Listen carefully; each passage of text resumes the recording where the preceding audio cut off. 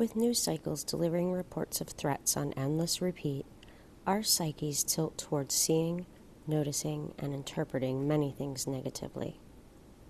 Enter anxiety and its alter ego, depression. The American Psychiatric Association estimates that almost 30% of Americans will suffer from anxiety or depression in our lifetimes.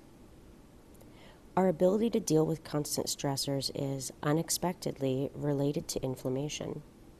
Our immune system is always on the prowl for rogue microbes, but it's not known for its subtlety. When an immune cell on the beat encounters a microbe inside a cell, it typically kills them both. That does the job, but with some obvious collateral damage. Worse yet, our immune system can get confused by the fog of war and accidentally attack our own tissues outright, causing autoimmune diseases like arthritis, Crohn's, multiple sclerosis, and diabetes, further damaging our psyches. The incidence of each of these diseases has skyrocketed since the 1950s.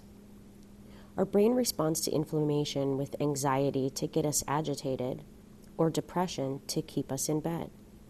These are sickness behaviors that kick in even though we may not be directly conscious of the cause. Most of the time, the inflammation originates with a leaky gut.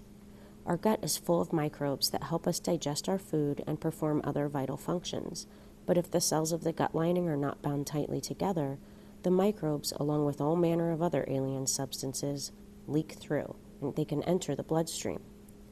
From there, the heart dutifully pumps them to every organ in the body, including the brain, with the immune system in hot pursuit. And how does the gut get leaky in the first place? The most common cause is a microbiome in which the balance of component bugs has been thrown into disarray by stress and a poor diet. Read, a diet lacking in fiber. The Standard American Diet, or SAD, SAD, it's hard to imagine a more appropriate acronym. It's notoriously subpar. Add to that the fat-rich, sugar-laden, highly processed comfort foods we tend to reach for under stress. Separately and together, they starve healthy bugs of needed nutrients, and the resulting dysbiosis alters the biochemical mix in the gut to affect the way it and we function. Good sleep, exercise, and a quality diet all contribute to curbing anxiety. What may come as a surprise is that all three approaches are linked to gut microbes. Sleep. Even though the gut microbes live in darkness, they know how to sync up to the daily cycles of circadian rhythm to which our biology is deeply attuned and which underlie human health. If our sleep cycles are not aligned with our microbial cycles, we find it hard to get to sleep and to stay asleep. This can be especially bad news for night shift workers who tend to have elevated rates of depression. Exercise.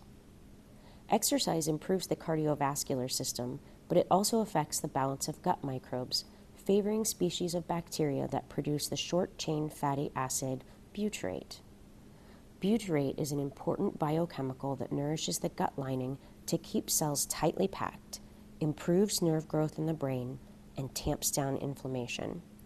If exercise were a pill, it would be the top-selling drug of all time. Amazingly, you can go for a walk without a prescription, and it's totally free. Diet. The most important lever we have on our mental health is our diet. Unfortunately, however, that makes adolescents, who are busily building their bodies, especially vulnerable to mental health problems. Teens need plenty of calories, but only quality calories will keep their gut microbe happy. For that, they need a Mediterranean-style diet that includes plenty of fiber and polyphenols from plants.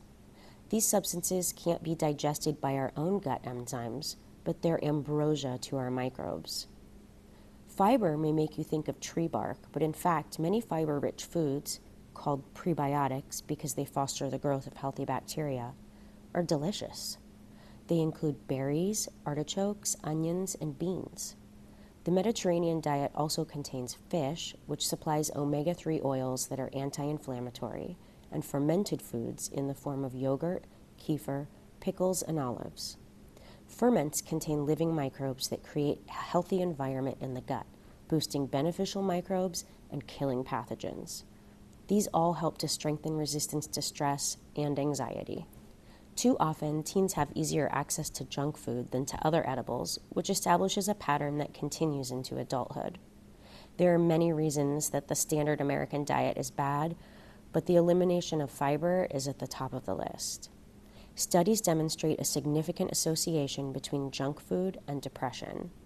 When depressed subjects were switched to a diet high in fiber, their risk of depression fell by 30%. That's as good as or better than the standard psychiatric cure rate with medication. So put down your phone and pick up your fork. You may not be able to change the planet in a day, but eating well may be all it takes to help you bounce back from a world gone mad.